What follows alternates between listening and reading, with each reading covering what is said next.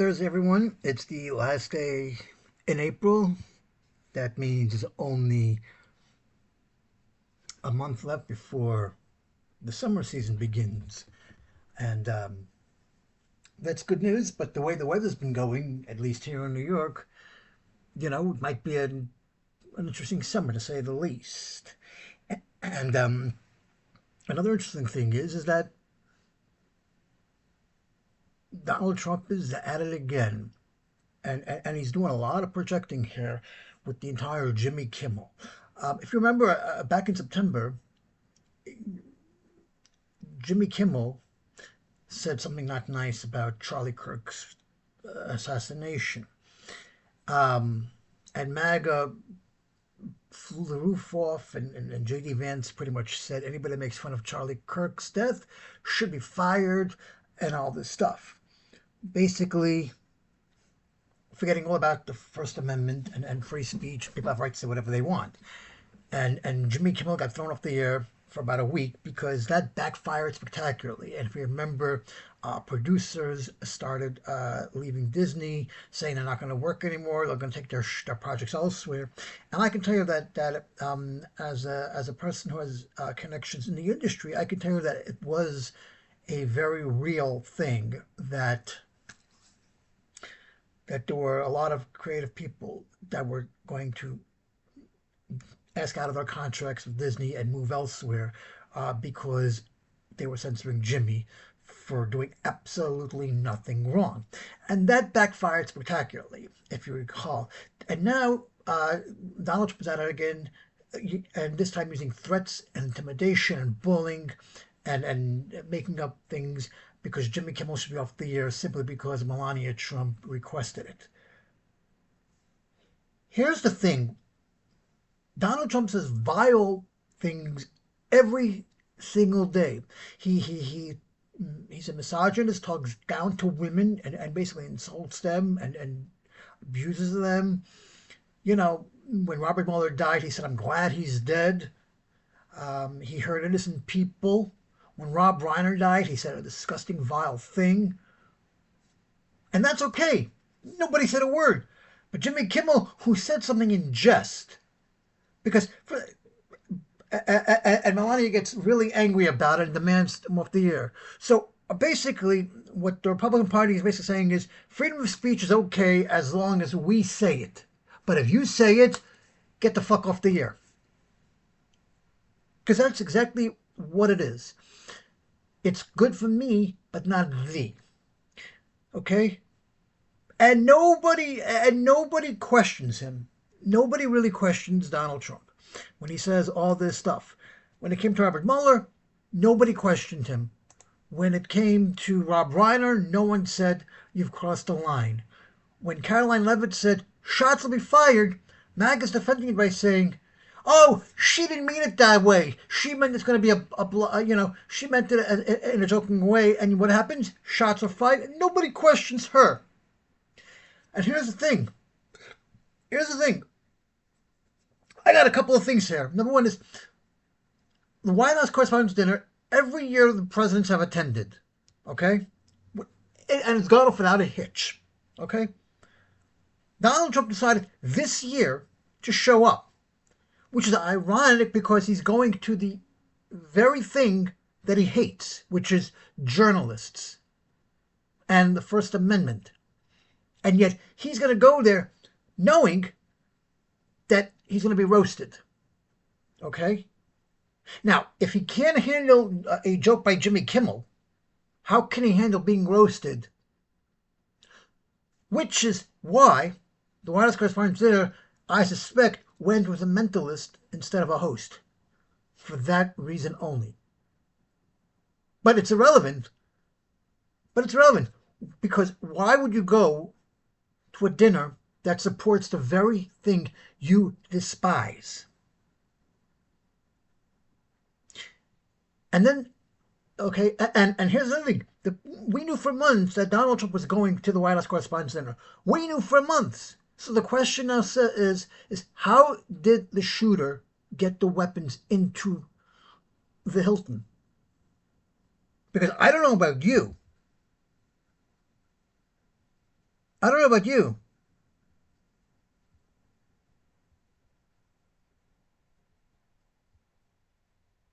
but if I knew for months that a big person, that a big dignitary was going to be coming, you had plenty of time to prepare all the security measures. So how did the gun and whatever weapons he had, how did it get through security? Regardless of that, and let's assume for a second he already was in there prior.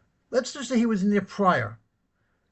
But security would have been months of planning, right? I mean, the same thing happened to Ronald Reagan, President Ronald Reagan, back in the 80s. And that's how the Brady Bill came out to be. And what happened? Reagan still went to the dinner for all the years that he was president. He was president for 2 terms. That means he went to 8 of those dinners. Even though he got shot, or the assassination was targeted for him, he still went. It didn't deter him. The show must go on. So that's number one. Number two is Caroline. Number second question is Caroline Levitt said shots will be fired, and she said it with such a smile as if she knew what was going to happen. Because no one just goes to an event and says shots will be fired tonight. That's foreshadowing. No one's ever gone to no one's ever gone to the Oscars or the Emmys and said shots will be fired tonight. And if you were joking, then you could have said it in a different way. Otherwise, you're letting people know that you know something that others don't. So how come no one is questioning her? Jimmy Kimmel didn't say anything inappropriate. He made a joke that was an age. That was a joke about his age. Donald Trump is almost 80 years old. Melania Trump is half his age. All he said was she has a glow like an expected widow. It wasn't anything negative. It was a joke that because Donald Trump is older than her, which means, no, I'm not going to explain it because that's self-explanatory.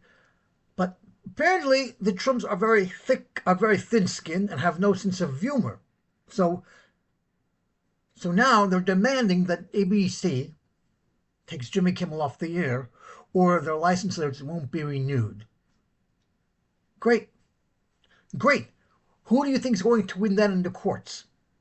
The FCC, which is supposed to be independent and not giving in to the President of the United States, like they've always been?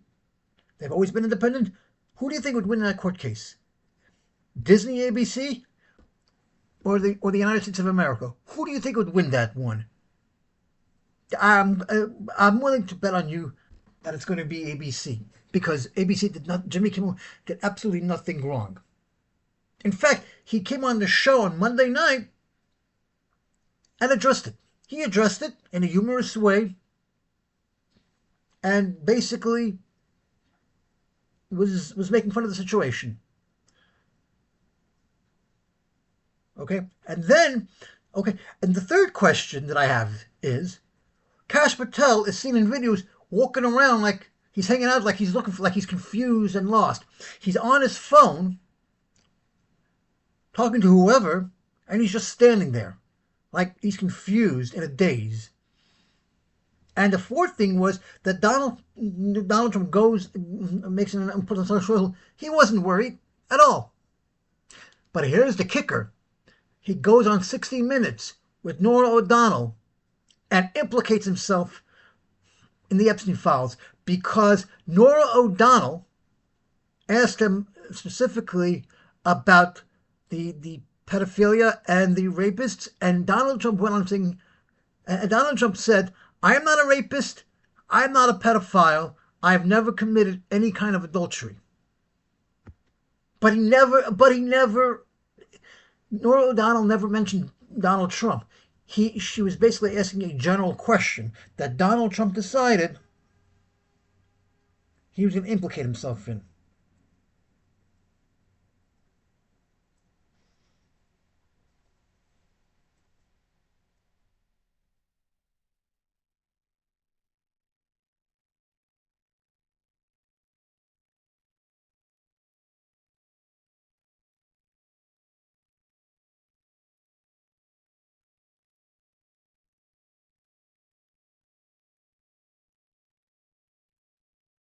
fact, here is the exchange. Here is the exchange. He appears to reference a motive in it. He writes this quote, "Administration officials, they are targets." And he also wrote this, "I am no longer willing to permit a pedophile, rapist, and traitor to coat my hands with his crimes." What's your reaction to that? Well, I was waiting for you to read that because I knew you would, because you're horrible people, horrible people. Yeah, he did write that. I'm not a rapist. I didn't rape anybody. Do you think he was referring to you? Excuse me. I'm not a pedophile. You read that crap from some sick person. I got associated with all stuff that has nothing to do with me. I was totally exonerated. Your friends on the other side of the plate are the ones that were involved with, let's say, Epstein or other things. But I said to myself, I'll do this interview and I read the manifesto, he's a sick person, but you should be ashamed of yourself reading that because I'm not any of those things. Mr. President, and I was never, excuse me. You shouldn't be reading that on 60 Minutes. You're a disgrace. But go ahead. Let's finish the interview. The other thing that he wrote in You're disgraceful. And there you go. This man implicated himself in the interview. She never mentioned Trump by name. She was reading the manifesto, and Donald Trump says, "I'm not a pedophile. I'm no rapist. And you're despicable. Why are you even mentioning that you're a pedophile?" She was just reading the manifesto, and why are you degrading her? She's doing her job as a journalist, and you're calling a woman out. That's misogyny. Right there. You're saying you're a disgraced person. You're reading the manifesto. Well, because that's what journalists do. They are reading the manifesto. Trump says he read it. I don't think he read it. But he basically just implicated himself. And no, he was not exonerated at all. He was not exonerated. He's trying to pin this on the Democrats, saying it's a Democratic hoax. And the MAG is still considering, why didn't anybody care about the Epstein files during the Biden administration? Why wasn't it released then? It was very simple. The trial was still ongoing during the Biden administration, and you cannot release files during an ongoing investigation by law. So, and it was Donald Trump who campaigned on it and said, "I will release the Epstein files." He was this on his favorite news network, Fox. "Will you release the Epstein files?" And he said, "Sure. I don't see why not. I don't see why not." And then Norah O'Donnell, who is a damn good reporter,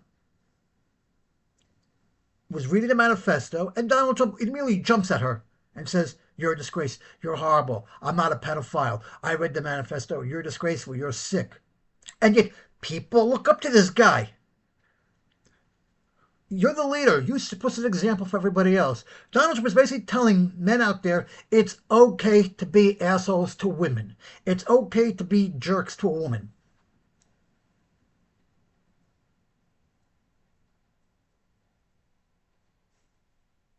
And yeah, I get it. We're all jerks to each other. Women think men are pigs, and men think women are whatever.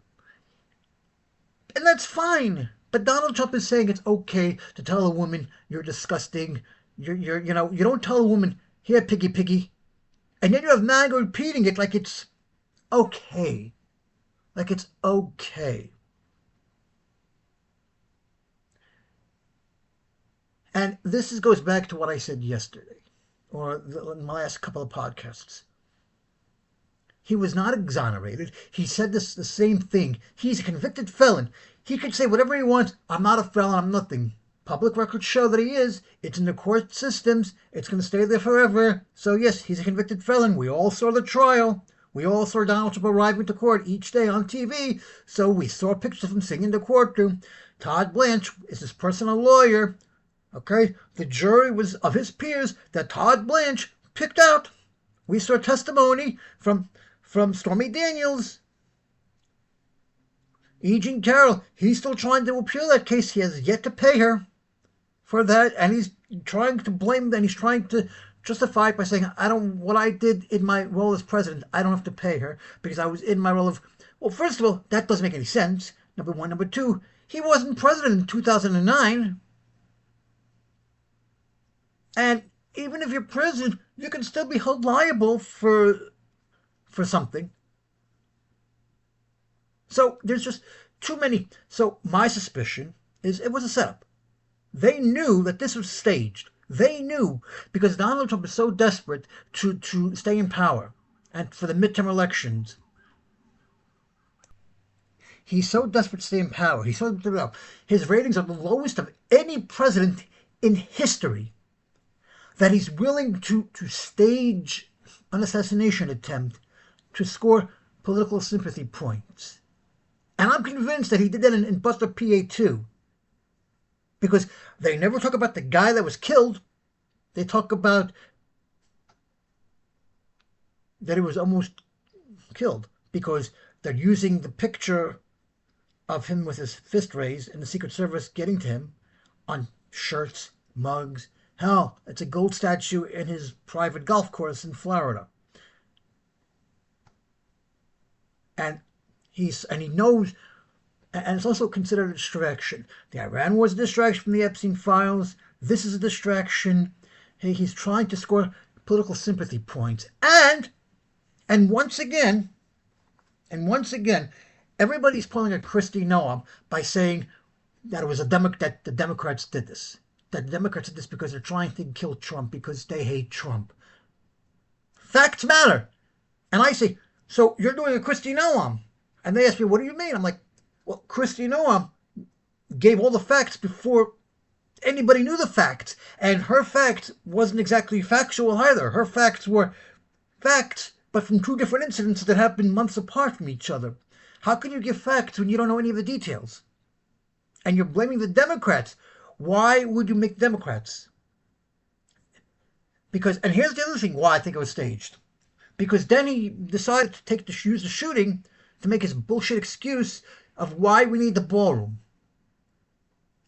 Why we need the ballroom? We don't need the ballroom. No one ever said we need a ballroom. And every president has never had an issue with hosting in the ballroom. When they had the inauguration parties in the White House, they used the ballroom.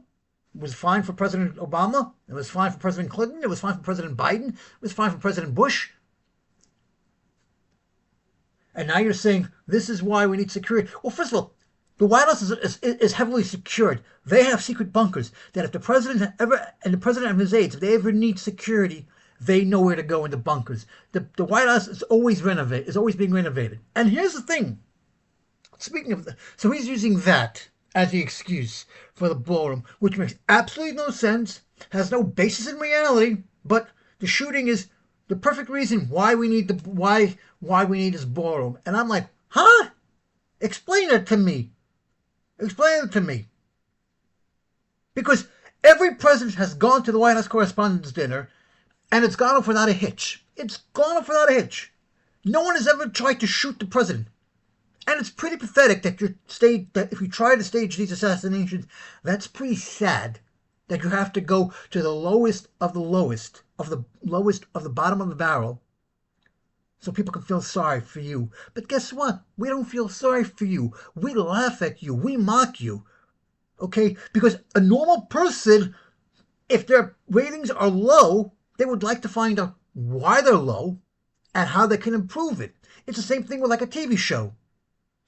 If the show has low ratings, you get canceled, right? Or if the ratings are low, you try to fix it by trying to improve the show. And as a person in the industry, I can tell you I've had these conversations with people like that where they are on the bubble, and the network is telling them, we'll give you a chance. You're on the bubble, but if you could improve on the ratings, we will consider renewing you. So it's all like that. So a normal person would say, okay, a normal person would appreciate the feedback. And I get all that, and I get all the time, in interviews. How do you feel about feedback? I'm like, if you can't take the heat, every job you're going to get a bad review. It's how you deal with it. It's how you deal with it. It's like a movie. The movie's getting trashed in the theaters, like the new Michael Jackson movie's getting trashed in theaters. Does that mean the director isn't going to work ever again because he's discouraged that he made a shitty movie? No. Is the writer going to stop writing movies because he got shitty reviews? No. Everybody has a stinker in their careers. Do you think Steven Spielberg hasn't had flops? Do you think Martin Scorsese hasn't had flops? Do you think Christopher Nolan hasn't had a flop? Every good director has a flop in their entire life. They do. And they take it like an adult. They take it like a person. They realize, okay, it didn't work. It seemed good on paper. It just wasn't executed correctly. And that's it. Like, I'll give you an example. West Side Story or In the Heights. Two musicals. One was a remake that we didn't need. And the other was a musical based on a Broadway show that was a hit on Broadway. And Lin-Manuel Miranda thought it would translate good to well on the screen, which it did not. But that doesn't mean Lin-Manuel Miranda said, fuck it, I'm done. No. In fact, he works with Disney, writes songs. He's making another movie. And Spielberg has a movie coming out in July that I happen to have been in. So you have to be able to take criticism. And if your ratings are low, improve on that. Try to find out why. Because that's what a normal human being does. Not try to make some assassination stunts, as a distraction. Because it doesn't work anyway.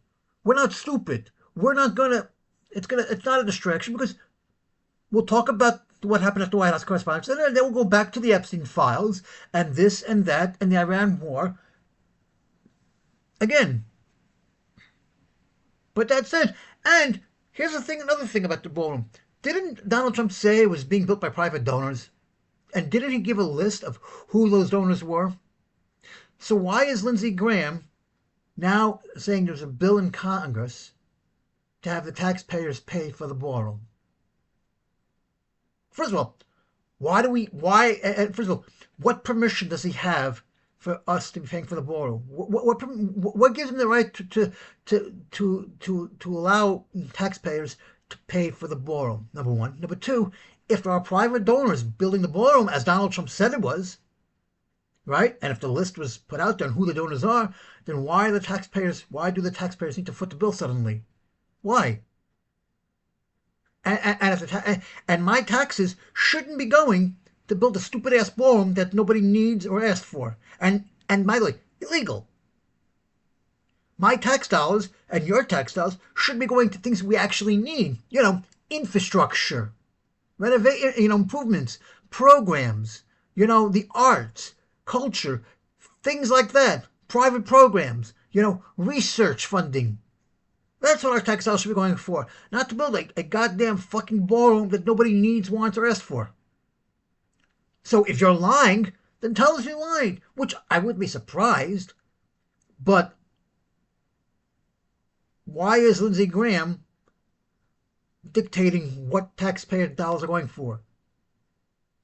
Which is actually funny because a couple of years ago, Lindsey Graham basically said Donald Trump is a disgrace, he's dangerous, and he shouldn't be anywhere near the Oval Office. And now he kisses the ring. He kisses the ring. And that's not right. And so that's why I feel there's a lot of things going on here with the White House Correspondence Dinner. And then Donald Trump says, we're going to reschedule it, but we're not going to make it in Hilton. Well, I hate to break this to you, jackass. You don't have any say in the White House Correspondence Dinner. It's not political, and no president has ever involved themselves in it. It's independent, and it's not meant to be political at all. But again, this is all about control. Yes, they announced that it's going to be rescheduled. Yes, they did that. But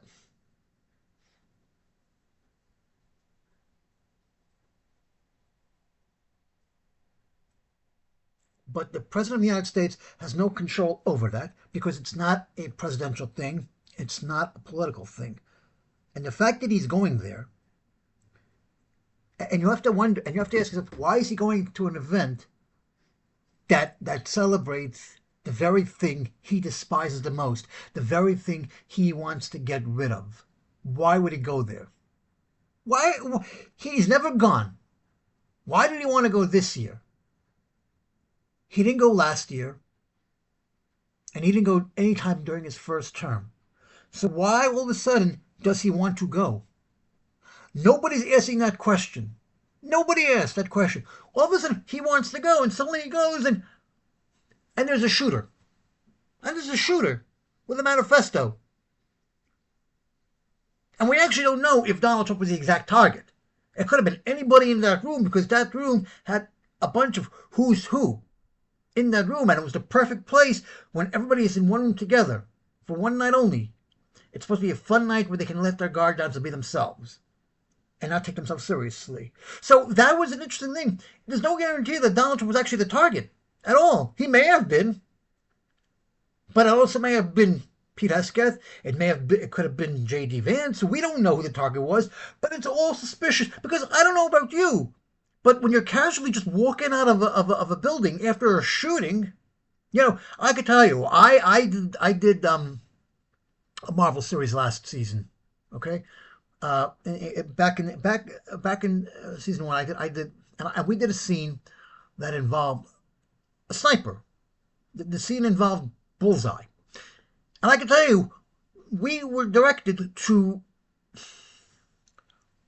run and be scared, run and scary. They didn't tell us to walk away. They told us to run, because we feared for our life, because it was a sniper and we didn't know where the sniper was coming from. So you're not going to casually run away. You're not going to casually walk away. You're going to run because you don't want to be shot.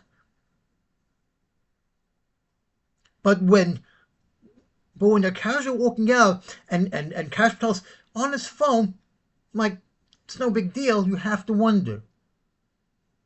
And he was just standing, and he's just sitting on his chair, he's just sitting at his table, trying to fathom what exactly is going on. And then he realizes, oh, wait, yeah, there's a shooting. I better leave. All right, goodbye. And then Caroline Levitt says, shots will be fired tonight. Like like she knows, and she's foreshadowing that.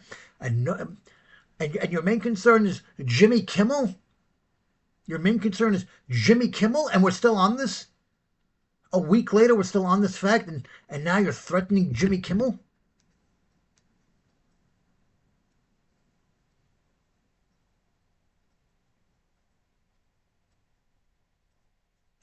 I mean,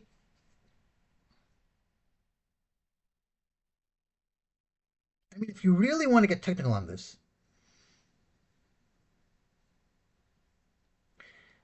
Trump says ABC had better fire Kimmel as Disney stands firm. And again, Jimmy Kimmel ABC's been very good to Jimmy Kimmel for over 20 years. And they know this.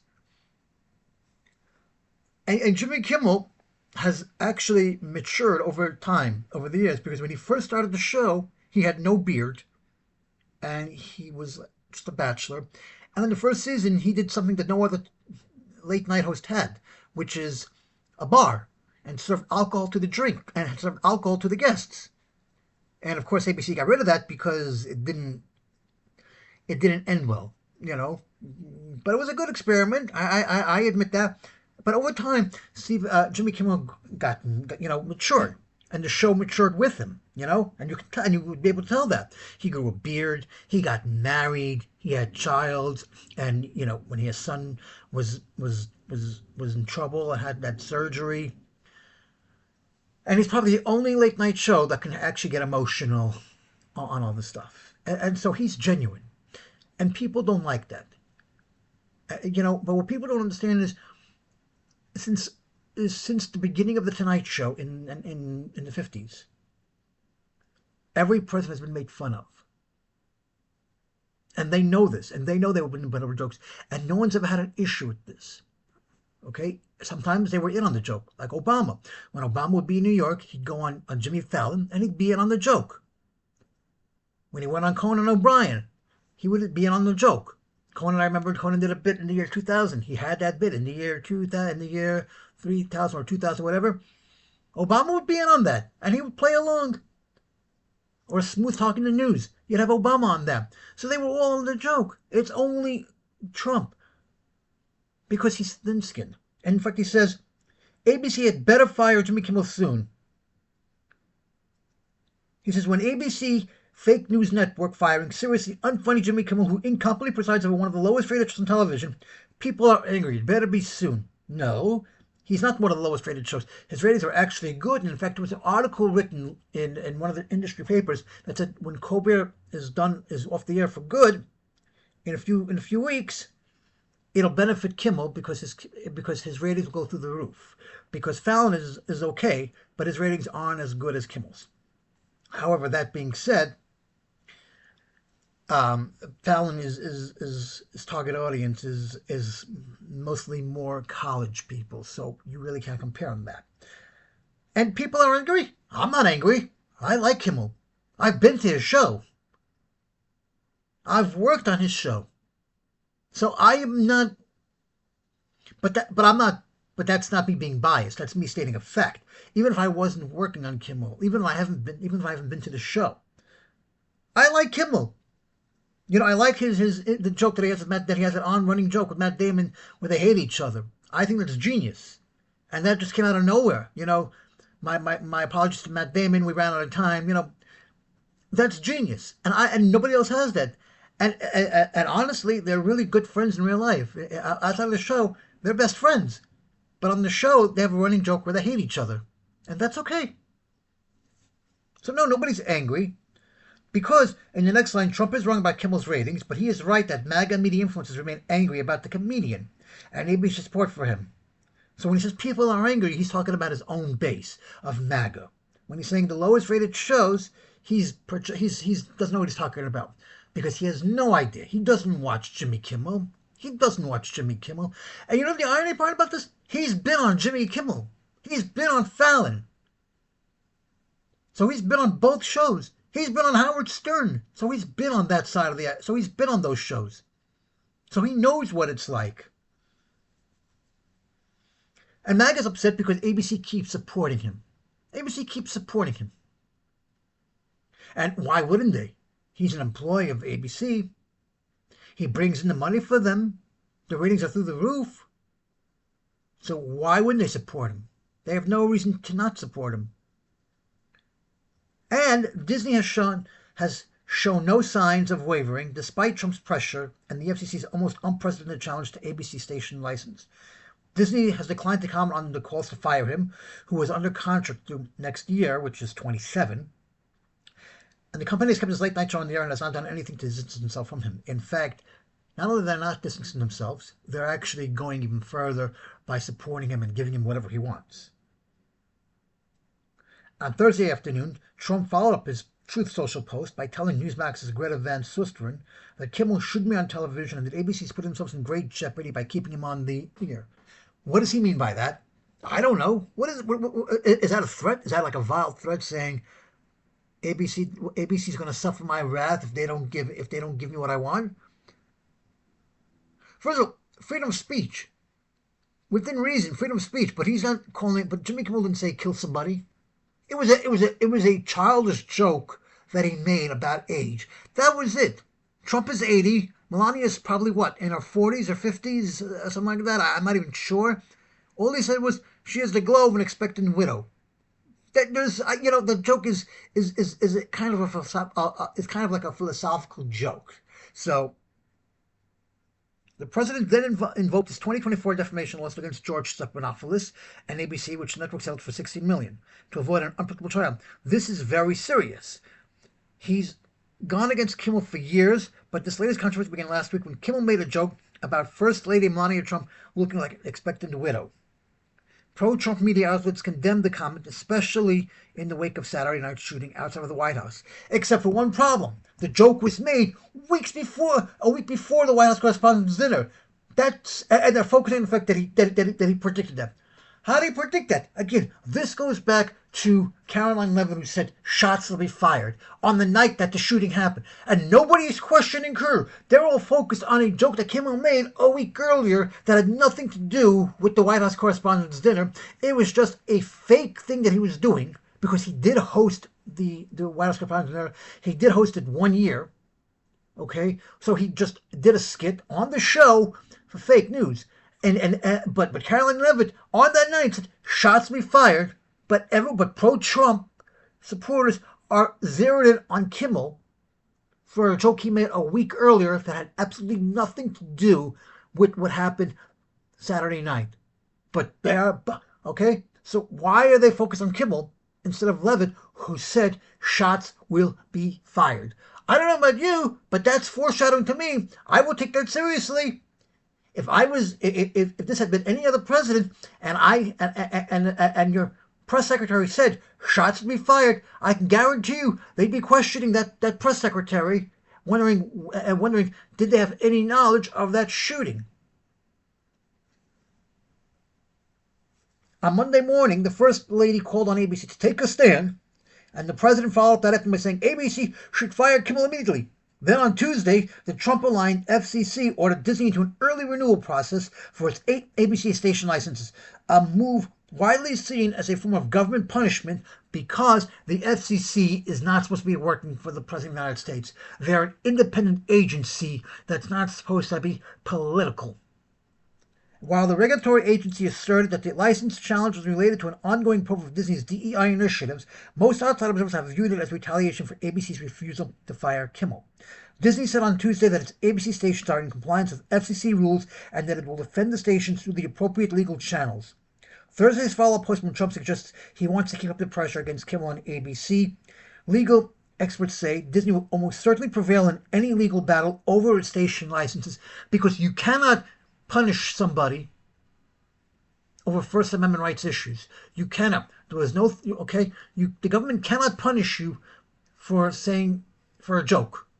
This is an invasion of FCC. This is an invasion of the First Amendment rights. On Wednesday night's episode, he quipped that Donald and Melania lately have seemed closer than ever, and I like to think I played a part in that, Jimmy said. During a Thursday press conference following the FCC's monthly meeting, FCC Chairman Brendan Carr reiterated his assertion that the agency's order was part of an ongoing Disney DEI probe and not a response to Trump's calls for Kimmel to be fired. Carr said, "The headlines can be what the headlines are, but that was the basis for our decision." Anna Gomez, the FCC's lone Democratic commissioner, dismissed that explanation as clearly a pretext, saying the early renewal order is part of a pattern of harassment and retaliation in order to bend Disney to this administration. The Trump administration's rhetoric and the FCC actions against ABC have been widely condemned by free expression groups and First Amendment advocates. Melania Trump has every right to say Jimmy Kimmel's joke was vile. Greg Lukianoff, president of the Foundation for Individual Rights and Expression, said Thursday. He also added, the First Amendment problem starts when the White House pressures ABC to punish a comedian for protected speech. That's jawboning. A word I don't know what that means, but I've never heard it before either. And we've unfortunately seen this many times before. So, I just want to point that out. I'm done with this podcast. I just wanted to point that out, that this is hypocrisy. It's a double standard and clearly narcissism and clearly bullying, because apparently Trump can say any vile, disgusting thing he wants and without any accountability being held. Caroline Levitt could say shots can be fired, and if it was any other president, she would have been questioned about that, about what she knew and why she said what she said. But apparently, this administration could do whatever they want and say whatever they want, and free speech is good, except when it affects the other party. We've seen this movie before. We know how it ends. They tried it with Jimmy Kimmel back in September. It didn't work. It backfired. And Disney's going to tell Donald Trump basically, fuck off, because basically Jimmy Kimmel is a comedian. He's a lot smarter than Donald Trump. And if every comedian was censored, then we'd have no more comedy in our life. Imagine every comedian in every comedy club says something bad about Donald Trump or Melania Trump or Caroline Levitt or Eric Trump or Steve Bannon. Imagine that. Imagine if the administration is going after every comedian in the world because they are saying things that they don't like and they're trying to muzzle them. Imagine that. Imagine they shut down every comedy club out there and muzzle everybody. Comedy is part of free speech. Free speech, yes. It includes hate speech, by the way. If I want to say that Donald Trump is a piece of shit and you want to call me out for that, you can call me out for that. Freedom of speech. I have a right to my opinion. I have a right to say Donald Trump is a piece of shit. Okay? People tell me all the time, I hate you. Great. You hate me. I can give a rat's ass if you hate me or not. I've had women tell me to go fuck myself. I've had women call me a psychopath. I've had people call me a loser. Great, but I'm thick. I have a thick skin. I can take it, but I can give it back too. If you're gonna give it, if I'm gonna give, you're gonna give it to me, then I have to give it back, right? I have a friend calls me gay. Okay, I call him a dipshit. Big deal. Okay, fine, fine. Call me gay. I'll throw it right back at you. Like we have a joke. There's a shirt we saw in Atlantic City. It says, "I'm not gay, but $20 is $20," and we play off that. And now we use that joke on each other. And he's like, you know, and I'm like, you know what? Okay, that's up the end. Give me $30 and I'll be an advanced gay guy. So I can handle it. I can handle it. But hate speech is considered freedom of speech. It's part of the First Amendment, and that's my point that I'm making. You want to say Robert Mueller? I'm glad he's dead. He hurt innocent people. You want to say Rob Reiner? I'm glad he's dead because he was a horrible person and was an instigator of Democrat. You want to say that?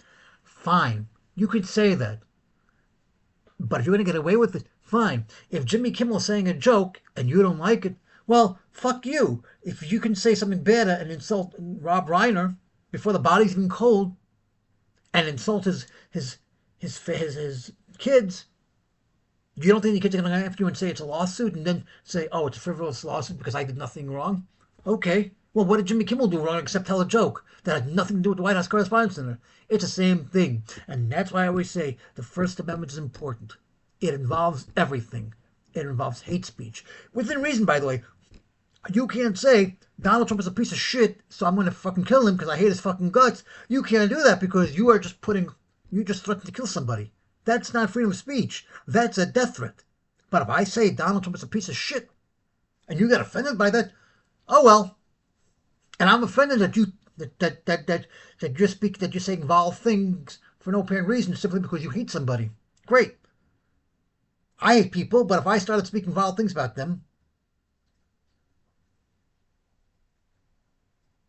Jimmy Kimmel's not going anywhere. That's the funny part about this. Donald Trump won't be president in 2028. Thank God for that. And he'll be long forgotten. He'll be long forgotten by the time he's out of office and gone. He'll be long forgotten. And I feel sorry for the next president of the United States who will have to fix the mess that Trump did. So, who has the last laugh here? Jimmy Kimmel. Why? Because he's still on the air. And in September he came back on the air and gave him one big FU when he came back. He's giving you one big FU right now because he's still on the air. He doesn't give a shit what you think of him. Okay? And when when Donald Trump is long gone, Jimmy Kimmel will still be relevant. Whether he's still on it, whether he still has his show or not, he will still be relevant. Just like Stephen Colbert will be relevant when his show is gone. You know why? Because he's writing the next Lord of the Rings movie. What are you going to be doing? So let's think about that for a second. And this is who we are in this time. But let's think about that. That it's all projected and it's not going to go away. People can blame whoever they want, but there's no way in hell you can have a motive when even law enforcement doesn't. You're only blaming the Democrats because that's what Trump told you to do. Trump hates the Democrats. He has no idea why. I can tell you why. Because it's all projection. He figures if he blames the Democrats, he gets off scot-free. But let me tell you something. The Democrats will have the last laugh coming midterm elections. You know why? Because when they regain control of the House and the Senate, well, guess what? They're going to have the last laugh because they will hold every single person accountable. And that includes Donald Trump and possibly his children as well.